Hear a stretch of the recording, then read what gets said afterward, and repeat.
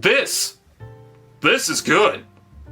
Can we get it enlarged? With Transformers Generations Legacy United focusing on various continuities for their figures, they put a decent amount of time with their Cybertron characters, including the devious and treacherous Starscream focused on betraying Megatron and harnessing the power of the Cyber Keys. Starscream transforms into a fat-looking Tetrajet-style aircraft, back when Transformers redesigns could be anything. Hell, they made Grimlock into an excavator. Check out the contrast between Armada, and these are meant to be the same guy in roughly the same continuity. As a huge Cybertron fan, I love everything about it. The small canopy surrounded by red markings that lead to the back and wings, the small gunners on the side, the narrow point, the wide and chunky body. It's aggressive and built tough with the tail fin that gives it a Tetrajet nod. You do flip the head, but the details make it seem like it's there between the typical shoulder spikes. I am, however, not a fan of these rounded joints on top. With the side pods, you can deploy the blades and store the key on the back insert. For the gun, you can tab it in the tail fins on top, but since the bottom has this obstructive block, you can open them, tab the gun inside, close the panels, and it flows a little more naturally to the bottom. This is a nice hefty vehicle, but keep in mind the arms like to untab and shift position.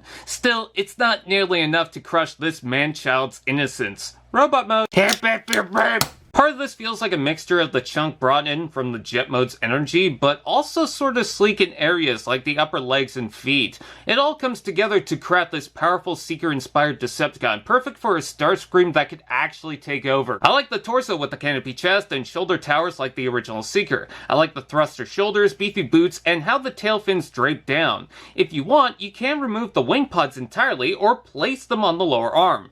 By the way, are we still sure this is the Armada guy? I love the dreary colors, bringing more of that unsettling blue against the dark gray. The head is great. Again, I see the G1 helmet, but check out the forehead and smug face. Yes, the crown from Studio Series just barely fits. Did someone say?